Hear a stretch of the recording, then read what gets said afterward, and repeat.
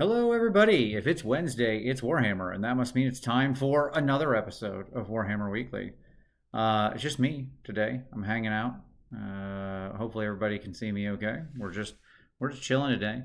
I have to travel today, so I was traveling all day, and I have a little bit of time before I have to go to a meeting this evening. So this is it. This is the show. I thought we'd just talk about some AOS news and stuff like that. So I'm watching the chat over here and hopefully everything goes well. I may have to suddenly walk away in the middle of this depending on what happens, because I have to meet someone here, and if that happens, that happens. But we're going to get through as much stuff as we can. We're going to do a fun little hangout. So if you got anything you want to, yeah, it is a Euro friendly time, that's right. So I'm watching the chat. Hit me up with some stuff. I'm sorry again, as always, whenever I have to do these hotel shows, I apologize, but it was either that or try to do it at like 7 a.m. And with the puppy, that's not really doable. Okay. We are going to talk about the soggy Hashut rules, absolutely. Come on, internet. What are you doing? There we go. Okay, we're back. We're back. All right. Hopefully we're all right there. We'll see how it's going, everybody. You can tell me how the stream's going. I have the internet I have here. I'm sorry, this is what I've got. Now, as to what's going on, let's see here. Looks like we've got, again, it's real sketchy right now. We'll do our best. Let's just talk about some stuff. Hopefully that'll all come through okay. What do I think of Vallejo's new true metallic metals? I think they're interesting and they have some definite uses. I have a full video recorded. There'll be a hobby cheating that comes out at some point that'll talk about them. So you'll get a full review. Yes, the wonders of hotel internet. That's right. Okay. Do you think AOS would be better with an old world match play guild setup? I don't know. That doesn't seem like the number one problem to me, to give you my honest answer. I think there's probably other things we could do. Yeah, is probably what I'd say. All right, let's get to the news, because I don't know how long I'm going to have. Might have 30 minutes, might have an hour. Not really sure. So let's talk about stuff. Hey, right as I was setting down with some pike and shot miniatures. Nice. First of all, we got a rumor engine. It's a little skull in a thing. I don't know what it is, but it's probably a 40k thing. Okay. There you go. Who was cackling in the back? No cackling. I don't know. It's just me. Just me alone in a room. No one else is here. All right. My FLGS is adding monument. Oh, I lost the comment. What do you pick up besides my line? John also has a really good line. I like both of our sets. They came out together. I think they work well together. But there's certainly anything in the white range, like the ivory and the bright ivory is amazing. I use those all the time. Louise's set is really good. There's a bunch of colors that I use all the freaking time. But that's probably, I won't tell you just buy everything. There you go. I think the rumor engine is from the rumored cog fort. Oh, that would be really neat. That would be really neat. Yes, it was a ghost, exactly. Could be haunted, who knows? Could be a haunted hotel. Our second little news item today is, we got our miniature of the year voting. That's cool. I expect 40k to run away with it, because I think Fulgrim will win. That's what it comes down to. I just don't see it as being possible that we're going to win when we're up against a Primarch year. But it'd be a nice thing. It'd be super cool if we did, but we won't. Ironically, they put a single picture together with all of my favorite miniatures from this year, which is Vorderai, the Goblin Boss guy, and then the Demon Smith. The Demon Smith is like my favorite individual fig in the Hellsmith's army, an army of figs I really like. But I think that Demon Smith is so good. It's funny too, because the alternate build for him is like the worst model in the army, which is the Ashen Elder. And it's just hilarious to me that one model can make both the best and the worst. I mean, if I had to pick from the threes, I would probably pick Vorderai. I just think he's an absolutely incredible model. So, I mean, Vorderai is awesome. Yeah, I mean, but again, I think Vorderai will place well. I'm sure he will show up in the top with at least an honorable mention, but I just don't think we're going to beat Fulgrim. That's what it comes down to. Okay. Questions you got in there? Anything you want to discuss? Go for it. Like, I'm just watching the comments and we're going to talk it all through. But hey, that's all basically all the news. So let's talk about some Hellsmiths of Hashut soggy rules, shall we? Hopefully it remains, the stream remains at least somewhat. Hopefully it remains, the stream remains at least somewhat up. But this is the internet that I've got. I have no other choices. Okay. So, let's talk about these soggy rules for the Hellsmiths. This was a fun surprise. This was day 2 of our rules for our Grotmas rules. The other 2 days have, of course, been at 8 days is my prediction for how many days of stuff we're going to get for AOS or the Old World. And so we'll see how we go. So let's talk about these soggy rules. I was happy to see these options pop up. I hope you're well this week. Artie, I am well. I'm usually not so on board for non-miniatures, but Vorderai is so great and can't help but be a fan. Yeah, he's amazing. Have you ever looked at a cellular router? I have not, but most of the time the hotel internet these days is pretty good.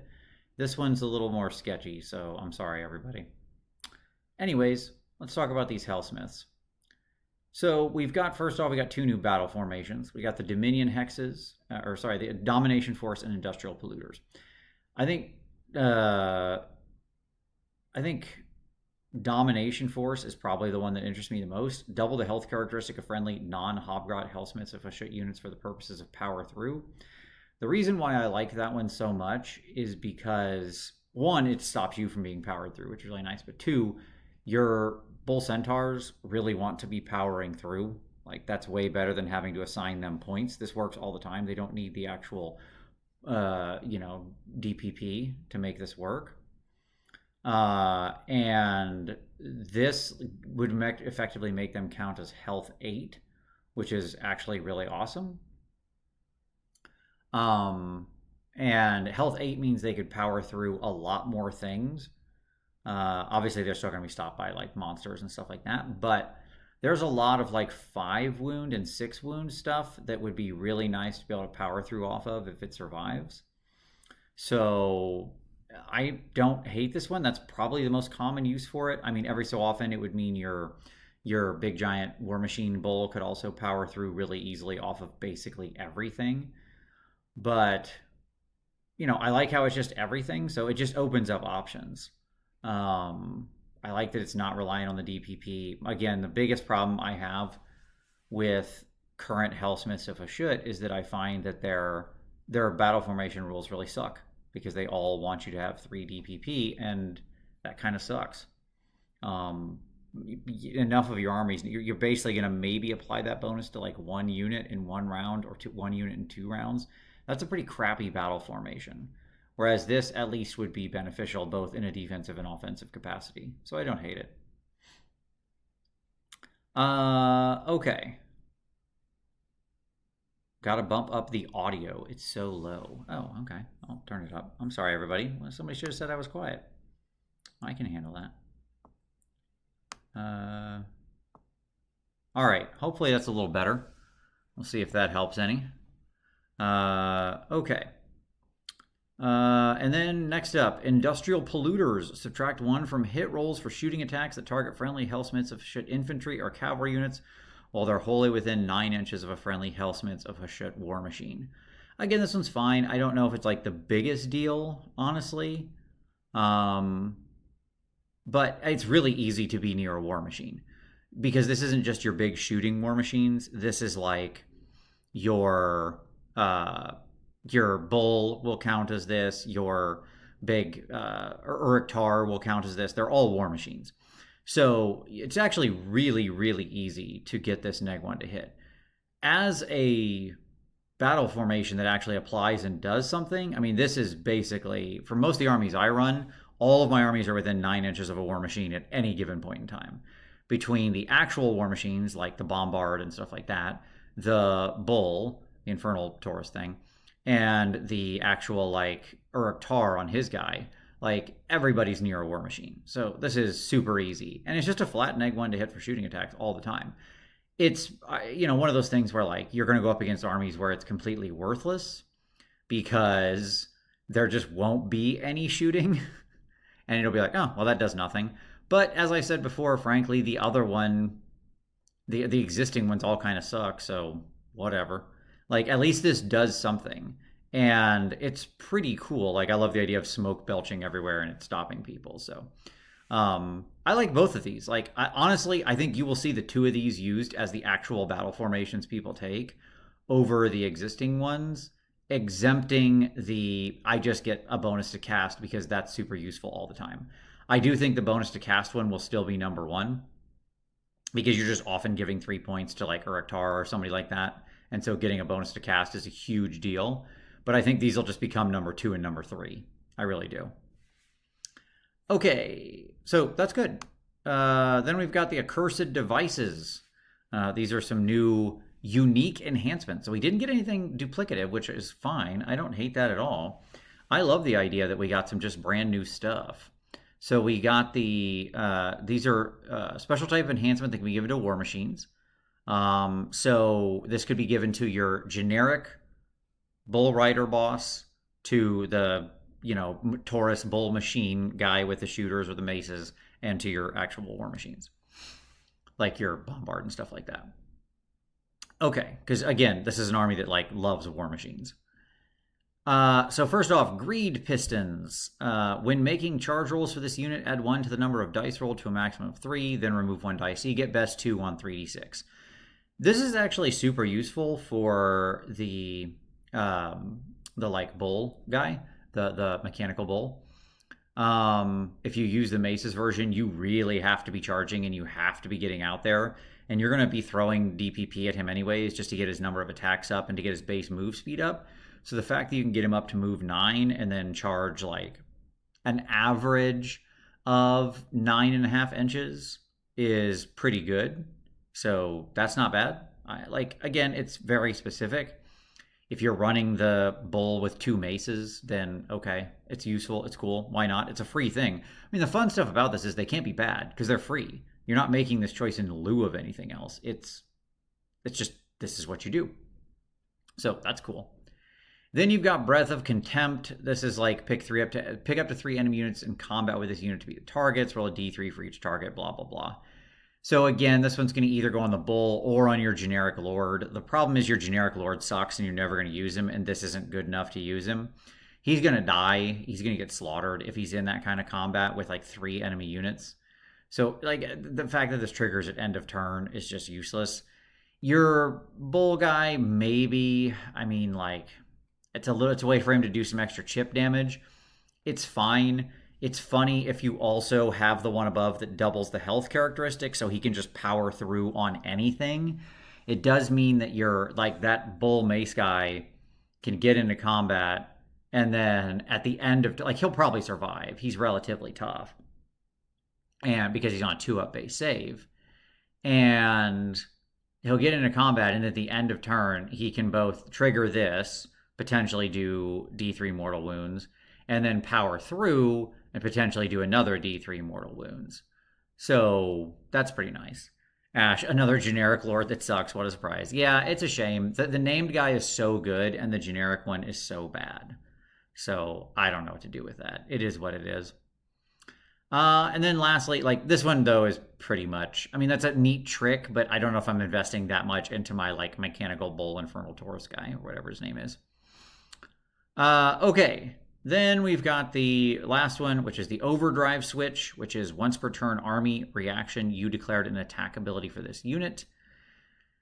So you said you're going to attack. You turn this thing on as a reaction. For the rest of the phase, you get 1 to hit rolls for this unit's attacks, including those made with companion weapons that target an enemy unit within 9 inches of it. And then each time an unmodified hit roll for an attack made by this unit is 1, you allocate 1 damage point to this unit after the attack ability has been resolved. Ward rolls cannot be made for those damage points. So this is a really weird one. Like, it's cool. Again, most of these are really targeted at the big bull construct. I guess they just really wanted to add some options for that. Like, none of these are really great for the actual war machines, like what I think of as the traditional war machines, which is the Deathstreaker missile and the Tormentor Bombard.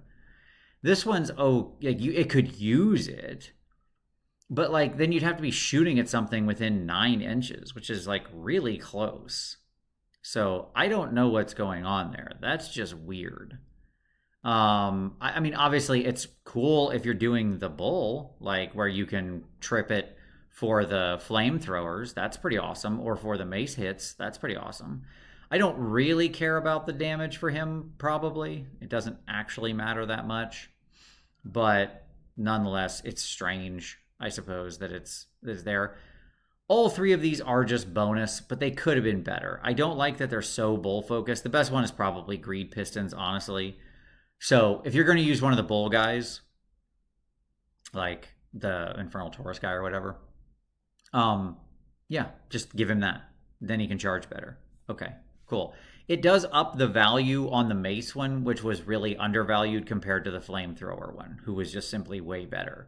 This does give basically the extra ability that the mace guy needed to be valuable. So that's cool. All right, then we get 2 new War Scrolls, which is always interesting at this stage in the process to get new War Scrolls when the book is so new. So first of all, we have our Infernal Cohort with the blades, the sword guys. Now, I have been a proponent since the beginning that I think the sword guys are worthless. I just think the spear guys are way better. I'm sorry, I do. They just are, because they give you DPP. I know there was some people arguing with me in the comments that they said the sword guys automatic run was highly valuable. I still haven't seen it, but again, maybe it's just my playstyle and stuff like that. These new guys are interesting. So with these new guys, you have this new ability called Take Up Their Arms. Once per turn, army, end of any turn. And what you can do is you can basically hurt this unit to go, like, refill a different unit. So an infantry unit, a Deathstreaker rocket battery, or a Tormentor Bombard. So if one of those is injured, you can, like, the idea of the thing is pretty funny. Like, you get dudes running out of this unit and going and joining the other unit, right? That's what it's meant to be portraying. So I thought that was, like, it's very clever. It's cute.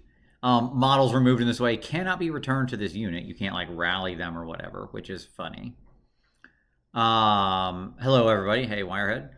But, you know, like, in my mind, this has one purpose and one purpose alone. This is to refill your shooters. Your guys with the blunderbusses. That's it. That's what this is for. Okay? This is but like, it's a weird thing. I mean, they're a deck chair sitting unit that's going to sit back there and just, you know, be used to, like, desolate stuff and pick terrain and things like that. And ideally, you don't need a full unit of 10 to do that.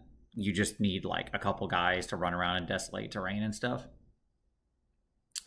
And so the idea that you could just, like, have this unit be spare bodies of your shooters, because people are going to go after your shooters, because the fact that they can just 420 blaze it and go to Rend 3 means they will be a very popular target at 1 health and, like, a 4-up save, right?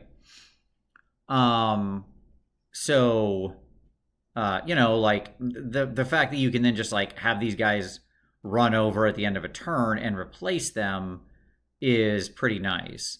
Now, the problem is it's an end of turn ability, which I don't love. This would be really good if it was a shooting phase ability. Like, if it was a shooting phase ability, like, it would make sense. In the shooting phase, the unit calls out, they need help, these guys run over and go help them. right? If that was the timing, I would be so much more supportive of this ability. End of turn, it's a little squidgy. I mean, you can do it at the end of the enemy turn, which is nice because then it can roll to your turn. But you have to be like in the proper range, which is, it's just within 12 inches. It's not wholly within, but it is within. Okay, so there you go. Okay. Been struggling to get good with my cruel boys. Any tips for getting better with a high skill floor army? Watch some like good battle reports with them. Like that sounds really stupid, but it's not. Like watch like Season of War or something like that when they play with them. See the choices they make, and then kind of just really my answer is just get lots of reps in. High skill floor armies, you need to like play them a lot, understand every choice you're gonna make as you're going, and then like take notes. Like have a little notebook and be like, wow, that didn't work, and make a note about it, and then like look at your notes afterward. But with a lot of high skill floor armies, it really is just reps. And then like a lot of inspect and adapt to understand exactly what occurred. Okay? That would be my advice. Can you kill the unit if it only has 3 models left? Yeah. Well, it's up to 3 models. So yes, you could just suicide the unit. Like, that's it. And then they go and you heal the other unit, and that's it. That's the last time they do anything. Killing your own unit with this seems like it'd have some fun applications. Yeah, potentially. I don't know where exactly that's going to be super valuable, but it could do something. I don't know. My favorite kitchen appliance. Now, these are the questions that I wanted to be asked. Okay, now we're cooking. I think I might do like a true AMA for the end of the year, maybe with Tom, where like it's not focused on the hobby. Just like bring us all your best non-hobby questions, because I love it. I think that'd be really funny. But anyways, my favorite kitchen appliance. Okay, understand that I'm not in the kitchen at all. I'm not allowed to be. That's not space where I'm supposed to be or messing with things. But if I had to pick, I would pick the humble toaster. The toaster's great. What an amazing item. You put in a piece of bread that is not good because it's soft and bad, and then you take that bread and you put it in the little machine and you press a little button down and little coils heat up. And then a few minutes later, you have delicious, wonderful toast. You put a little butter on that, and it's one of the most wonderful foods in the world. There you go. Like, just bread with butter is great. Okay, let me see here. Oh no, I messed everything up. Sorry, guys. There we go. We're back. Okay. I was just trying to... Okay. There you go. Oh, I got to get back here. Sorry, everyone. Bloop. There we go. All right. Okay. Have you done a show recently on homebrew rules, clubs, etc., that run something different? That'd be interesting. Okay, that would be interesting. I could see that. Radio Free Hammer Hall says, "Oh my God, thank you for an early show. I am currently sitting in my car while my daughter is at soccer, bored out of my skull." Hey, there you go. Well, I'm happy to help, buddy. Happy to help. Bread and butter is wonderful. I endorse this message. Exactly. Electrified wheat paste slices. That's right. Look, there's nothing like bread with toast. Bread with toast. Butter on toast is just like one of the most simple, perfect foods. It's really nice. Well, I could go to like some fancy Michelin star restaurant, and certainly that would be a great meal, and I would enjoy myself. But I could also just stay home and have a little butter, a good butter. That does matter. You got to have good butter. Good butter on a nice piece of toast, maybe a good sourdough or something like that. What could go, like, what more do you need in life? That's a happy life right there. Are you a fan of Underworld? You mean the movie or the game? No, I don't like Underworld, the game. I assume that's what you're actually asking about. But I don't know. Maybe you're asking about the famous vampire versus werewolf movie. In which case, the first one was pretty fun. But then after that, it got kind of silly. But no, it's just not my game. I've played it some. It never really landed with me. Okay. So,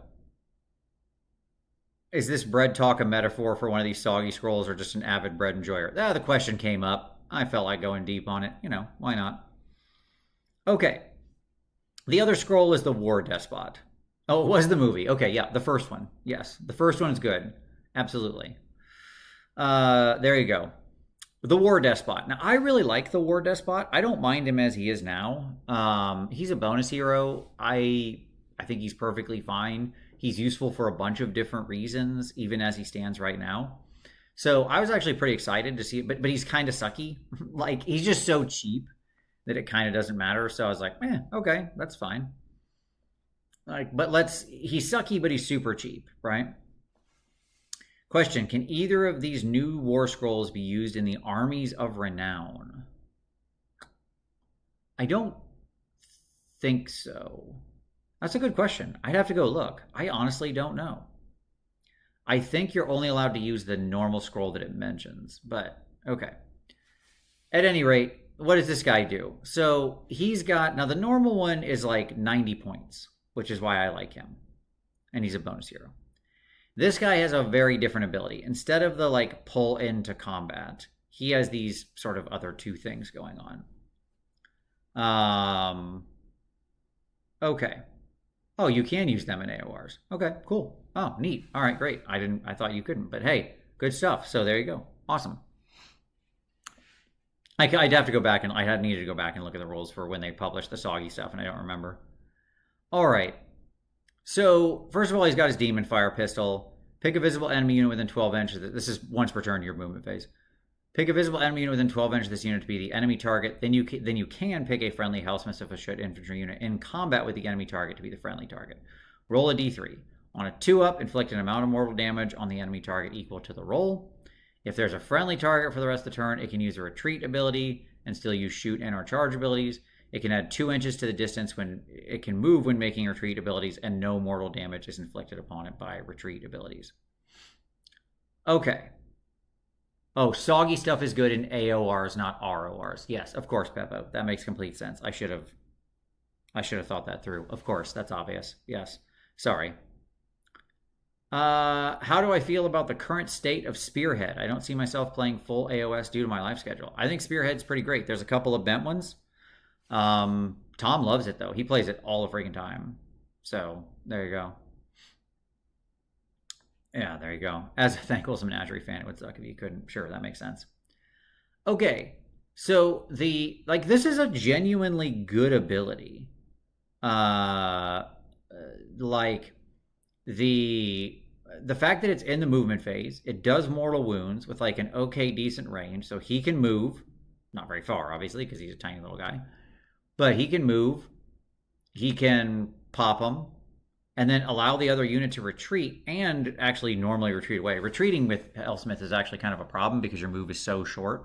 You sometimes like literally can't get out of combat range.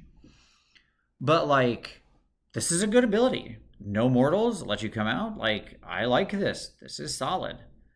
So yeah. Yes, I saw that they said they're going to keep the popular scrolls after the GHB is over, which I think is very good. They should just keep all of them. Don't get rid of any of them. Keep the soggy rules around. That is the correct answer. Yeah, Blighted Wilds does look interesting. I want to talk about it separately. It's not really the type of book I would talk about, but I think I want to have Doug on and have a conversation about it. So there you go. I think, yes, they will support Spearhead for a very long time. It's the current entry ramp to the game. So, I mean, like, there you go. I don't own an air fryer, Paul, so I have no air fryer thoughts. I'm sorry. There you go. I'm air fryer thoughtless, so maybe it could be cool. I don't know, but I have no air fryer. Don't own that thing. All right, then his other ability is Triumph or Perish, you vermin. While this unit has any demonic power points, friendly non-Hobgrot Hellsmiths of a Schutt units, excluding War Despots, with 0 demonic power points, count as having 1 demonic power point while they're wholly within 9 and visible to this unit. Add 3 inches to the range of this ability while this unit has 2. Add 6 inches instead while it has 3. So basically you can get it out to 12 or 15 inches, right? And make everybody count as though they have 1. 1 is generally okay. Some units respond better to 1 than others. Like, it's neat, okay, your shooters are at least rend 1 now, but like really you want to put all 3 points on them and 420 blaze it, right? Like, that's what you were trying to do. Where it is interesting is if they happen to be near people that get a lot of good incidental bonuses, but you wouldn't normally want to highly invest in them. So like just being near the Taurus, the Infernal Taurus guy or whatever, the walking war machine bull guy, the bull machine. Suddenly he's on he's got +1 to move and +1 attack. That's great. Your other infantry units are all suddenly on like a 6-up ward. That's really awesome, right? So like your bull centaurs are getting +1 to charge. So there's a lot of units where I don't necessarily care. I wouldn't probably put points on them at all is the answer. And so having them at just one free one for a minor bonus, that's pretty decent. I don't know that I'd ever actually push him up to like 3 DPP just to like have the 15-inch range. That seems pretty stupid. If it was like 6 inches per additional point, so went 9, 15, 21, I would be way more interested than 9, 12, 15. Okay. So, but this is an interesting ability. The problem with this guy is, yes, as said, this did push him from 90 points to 140 points. And that is a lot different. That is a lot different as far as points go. Still a bonus hero, but that's a lot different on points. I might honestly play around with this guy nonetheless and see how he feels, because I legitimately don't hate it. I think this is like a very interesting scroll. It takes a little unit that in like the current build is honestly pretty worthless. He doesn't do much. He's just kind of around to be like an interesting little piece to be an extra desolate target or something like that. And turns him into actually a pretty big utility piece. Would a Hellsmith of a shit use a toaster or an air fryer? It feels like a toast to me. Feels much more industrial with the fire inside where you can like see the coils heating up. I don't know. That feels more appropriate to me, I suppose. It seems like a kind of machine that they would like. So yeah, I mean, all in all, I'm happy with the soggy update. I want to see, this is great that they got this. Let me just say that. Because they were the one army that didn't have this. I think the book wasn't perfect. All this really did was bring me back to the belief that, like, boy, we'd be better off if we just had, like, regular cool rules updates that were coming in some fashion. Like the arcane journals we've talked about, or, just PDFs like this. Like, there should be a soggy type event every year. Okay? So, there you go. Toasting your egg sandwich with a demon's burning essence. Exactly. I only use demonic fire elementals for all of my... That's what powers my toaster. I don't know what powers yours. So there you go.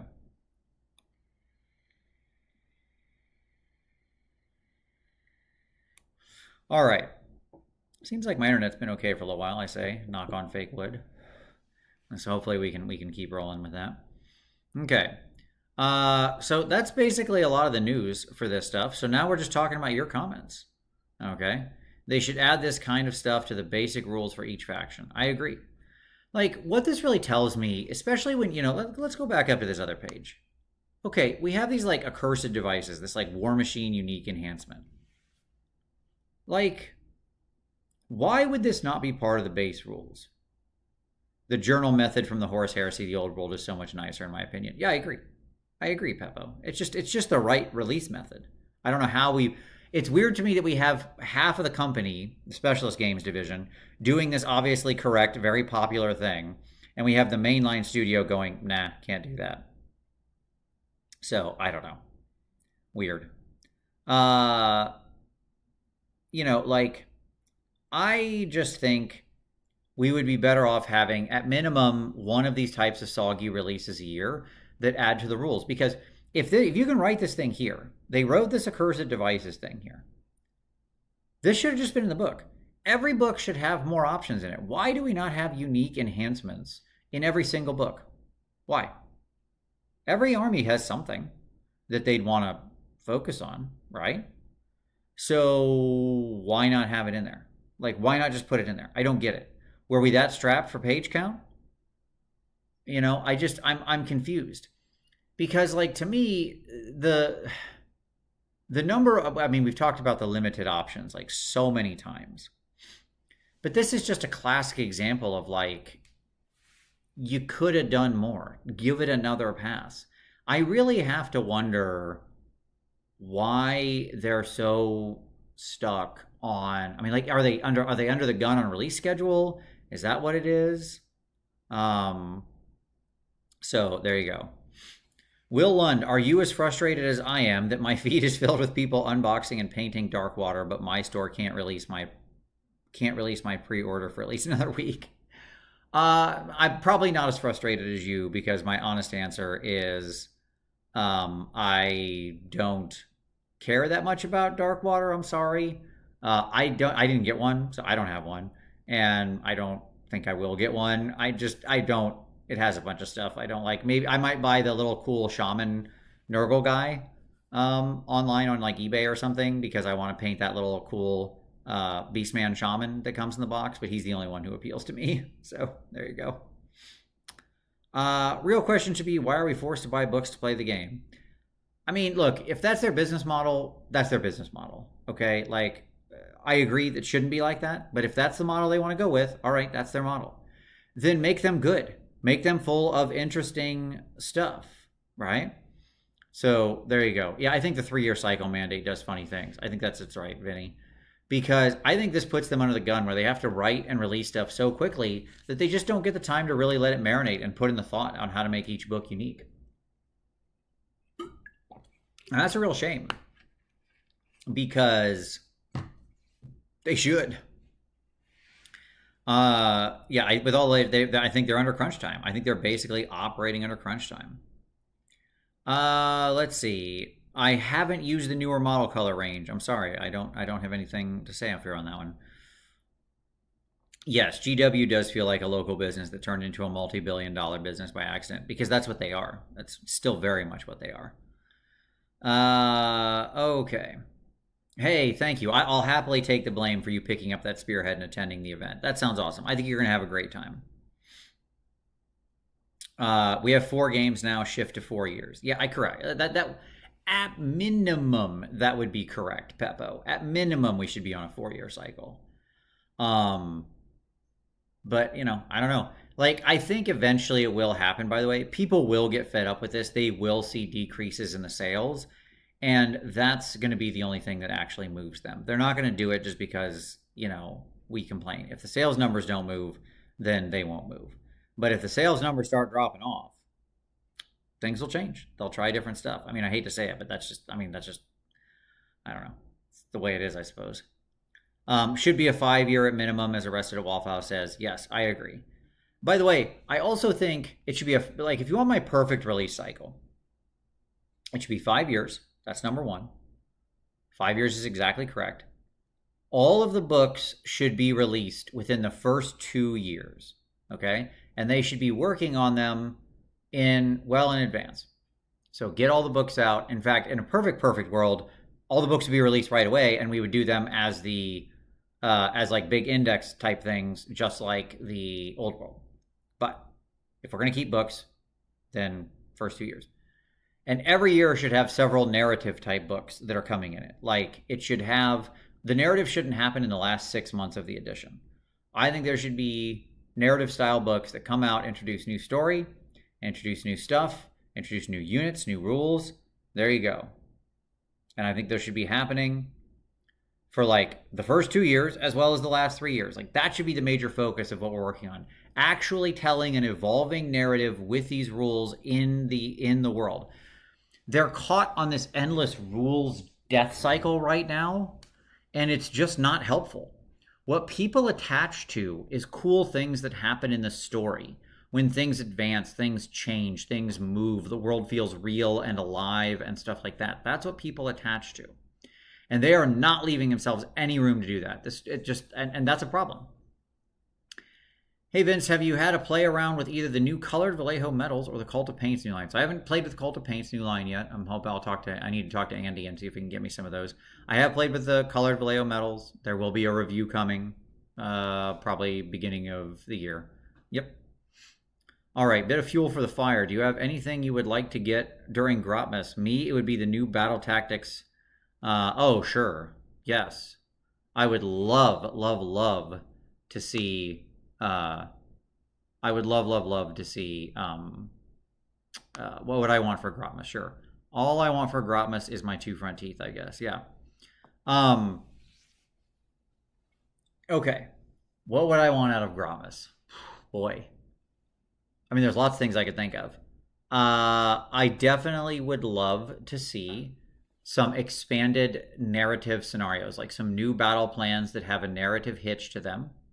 I think that would be pretty cool.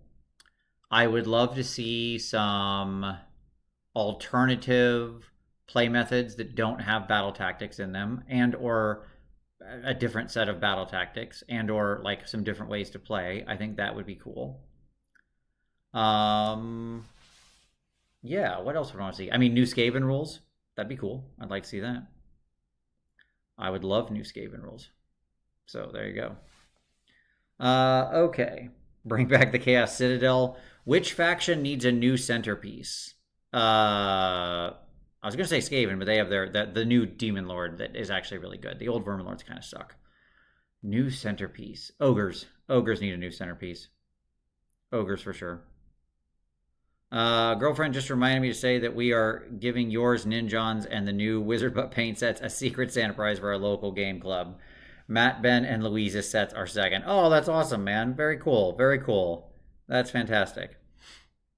Yes, Warhammer Fantasy and AOS thrive in the fluffy narrative stuff. I agree. Like, the problem, I've got this ongoing theory that by making the game super balanced and focusing on rules, we went from the blue ocean to the red ocean, where like people, that's what everybody's trying to do, the simplified, just focus on the rule stuff. What made like Warhammer and all that stuff good was that it was weird and crazy, and the list building was kind of psychotic and strange. Like, that was Blue Ocean. They were the only ones doing that. They should go back to that. Battle plans with narrative sounds like a path to glory to me. I mean, it could be, but it doesn't have to be. I don't need all of that architecture. My problem with Path to Glory is it's too big. It's too heavy. I don't want all that stuff. Okay, like, I'm just looking for a fun single night narrative thing. That's all. Okay. But they have Kragnos. No, Kragnos does not count as an ogre centerpiece. Incorrect. Incorrect. All right. Official doubles rules for Grotmus. Yes, yes. Now we're cooking, Martin. That's the thing. That is the thing. I've got to be the most dedicated man in the hobby. I don't know about that. I try. Like I said, I never want to miss a show. I just picked up the new Battle Force Troll playing against the army. Real competitive. I'm just curious. I'm really looking forward to painting them. Yeah, the Troll army is perfectly fine. It's very fun. And that's a perfectly good pickup. Yeah, no, Trolls are great, actually. Like, they're not amazing. They used to be amazing in the past GHB, but they're perfectly fun and playable, and they'll give you very good games, and they're an amazingly good time to paint. Scourge of Ghyran feels like an ongoing narrative. Yep, I agree that they should keep expanding it. What 2 armies... okay. You guys are rocking the comments here. Maybe a whole episode discussion, but what 2 armies do you think are most alike in their rules and gameplay? Oh, ooh, that's a whole thing. Remember the old General's Compendium for Warhammer Fantasy Battles? Yes, I do, Cygnus. I still own my General's Compendium. I ordered a paint set for Black Friday. I want to use Jade and Purple on my Healthsmiths. Heck yeah. Ogres don't even have a name character unit. Yes. That troll box is so freaking good. I really loved Rob's video on the narrative event he ran for Heresy. Yep. I agree. Sam Pearson's videos have been really great. Yes, absolutely. Okay, Kragnos never counts. Nope, Kragnos never counts. That is correct. I was trying to catch up on the comments. You guys were rocking them there. Okay. I keep hitting that button. I shouldn't hit that button. Would you like to see a scaled-down skirmish version of Path to Glory, or would that just be more time? I mean, it would just be more time, but I would love to see more time, if that's your question. If you're sneakily asking me would I like to see more time, yes is the answer. I wonder if more people talk about Storm of Chaos than any of the AOS ones. I mean, Storm of Chaos was very popular. Certainly, it was very cool. What was that map campaign that came out in AOS 1.0? Firestorm? Yeah, Firestorm. Yep, that was good. Again, General's Compendium was great because it had the big map campaign, but it also had just like a ton of other stuff in it. Right? And that's why I really loved it. I really hope they do more of the Storm of Chaos armies in the old world. Give me Dark Elf Cult of Slaanesh. Oh, now you're speaking my love language. Would love something new for cities like dwarf units. That would be great. They should just redo the elves and the dwarves and make new versions of them. I don't know why they haven't. They would be very popular. Just make them pretty classic. Make them part of the cities. The cities are supposed to be cool, integrated, things where like the elves and the dwarves and the humans all live together and fight together. Like just redo the kits. What are we doing? Thinking about getting into Magakin. Have a 2-sentence breakdown of the gameplay style. Sure. Slow attrition war. There you go. That's how they play. Now, keep in mind, they're about to get a new book in January, so everything could literally change when the new Magakin of Nurgle book comes out. But right now, they're grindy, slow. They win through like disease and just like trying to batter their opponents while having a couple of relatively fast units, like their flyy things, going and hit stuff. Okay. Summon Maroc. Oh boy. Boy, that's been a while. Been a while since I talked to that guy. I hope he's doing well. Do I think Warcry is dead, or do I think a new edition is possible? I think anything's possible. I think they're just letting it chill for now, and who knows? I really couldn't even guess. I would straight call that flip a coin. Cosmopolitan cities sure would be nice. I agree. Listen, the dwarves and elves are the city's most precious and need to be protected at all costs by the humans. Yeah, exactly. I guess. Let's see. Honestly, Warcry needs a better narrative build so I can make my band of weirdos who have cool fights and build a story. Yes. Supposedly they're getting a rules overhaul. I mean, I would love to see a new version of Warcry. I think it's a good game. A lot of people really love it. They've just, like, the problem was they put out a really bad box set that really didn't sell well, and that killed that game. Like, a couple box sets in a row sold poorly, and that's it. And that was because they had bad figs in them, but there you go. Will the Nurgle units from the Darkwater Quest game end up in AOS? Yeah, they said they will, but not all of them. Like the Blight Templars aren't in. There's like, they have a defined list. It's like all the heroes plus the 2 big weirdo ogre Nurgle guys and the little Poxwalker dudes or whatever, I think. Yeah. So, let's see. Okay. They should add halflings to the cities of Sigmar. Sure, bring back halflings. We see them occasionally hiding around. I would love to see some halflings back. I'm actually rewatching. I just started before I left on this trip rewatching the full Lord of the Rings extended edition again because it's been like, oh God, like probably 8-9 years since I watched the extended edition all the way through. So, and God, I'm watching those movies and I'm just like, man, these hold up so well, and I just love it. So there you go. Yeah, the Kelpies are not in. Yes, correct. Those are dumb little Meyer Kelpies. I'm not sure I agree they're a crime. The Templar dudes will use as Blight King proxies. I assume the Blight Templars plus the Underworld's Warband equals a Sork and a unit of Blight Kings. Yes. Probably based on which guys are their own sprues. Probably. I also hated Warcry mechanics. My guys can only do cool things if I roll Yahtzee. Yeah, you're not wrong. That is kind of the thing. I hope they release a Pestigore Underworld's team to turn those 8 guys in Darkwater into a unit of 10. Okay. I should do a video on what Magakin gameplay is actually like. Yeah, I mean, I think those kinds of videos are really important. But Paul, obviously, you got to wait for the new book in like a month because the guy, given what they've been doing with books, it could be anything. You could be a speed army in the next book. I doubt it, but who knows? Take that back, Vince. The only thing better than Kelpies are grot scuttlers. Yeah, I'm going to go ahead and stand behind my opinion, Cygnus, but I appreciate it. Warcry needs a rules overhaul. I mean, I'm sure it does. It was designed quite a long time ago, and, it was a good game in its design. I think it was Sam who designed Warcry, as a matter of fact. And I think you could certainly update it. No word on if the heroes are going to be playable in cities. I honestly doubt it, Ranu. I really do. I don't think they will.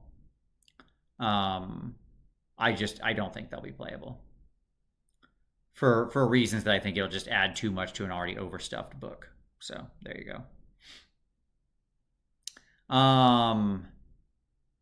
Okay, I'll use Kelpies as disease markers if they don't change the index rule. Yeah, there you go. Who knows Who knows how the disease has changed and the way it works has changed in basically every book. So I'm going to say it probably changes again. Like it's always the same basic principle, but it changes in every book. Why yes, Mr. Guo, give my whole army +3 move with your bell. Absolutely. You think Slanesh will get a Slangor Shaman? I mean, I hope so. That would be cool. Can't stand the Warcry slander. Warcry is a fantastic rule set and really only needs more terrain, bespoke warbands, and campaign narrative material. I mean, I think that's just it. I think people have different takes on the thing. It is its own, very much standalone game. Okay? And so there's no reason you couldn't do some stuff with the rules. I don't think that's bad at all. I think that's perfectly doable and could be, still a lot of fun. It doesn't mean we have to completely change the game, but you could update it some. Do you have your typical Skaven 2,000 point list posted anywhere? I don't have such a thing. I play so many different lists. We did do a list show sometime back, and I shared some of, I think I shared 3 different lists that I run. But I've run a lot more. So there you go. So yeah, but I mean, I that's my favorite thing about Skaven is I literally build a different list every single time. The Warcry fans in my area, surprisingly many, are happy they're being ignored. No GW meddling in the rules, messing the rules up. Yeah, that is true. I mean, one of the advantages of this is that the game is just static. Just because they're not releasing anything doesn't mean anything bad. It just means you get to play it for as long as you want, right? So there you go. What do you hope to see for Daughters and Slanesh this edition? Slanesh, I mean, just get rid of the dumb depravity. Can I just have rules? Daughters, I think, stop it that the table needs to go to 5 before it gets good. Round 5 doesn't exist in a lot of games. Stop pretending like it does. Other than that, they've basically got the right kind of idea. We've talked about some cool Daughters ideas in the past. I think you could do a lot of stuff. But Slanesh, just please stop giving other armies rules. I understand they're like, oh, temptation, sacrifice. Just write rules. Just write rules. It's not hard. Yeah, just rules that work. I do not understand why this is so complicated. Okay? Just write rules for Slanesh that work. Have them be fast. They're supposed to be fast. They're a speed kills glass cannon army. And I refuse, make sure the demons don't suck, because the demons always suck. We haven't been good since 2019. We're still paying for the fact that the Keeper of Secrets was so good at that time. So yeah, just speed kills, high rend, slashing through armor, but fragile units. I think that seems easy enough. What's your bread preference for toast? Yeah, indeed. A good sourdough is nice. Just a good wheat bread. I buy some bread in we buy this really nice bread up in Amish country near me. It's like Amish bread. It's really good. There's no anything processed of any kind in it. It doesn't last very long because it has no preservatives or anything like that, but it's really great.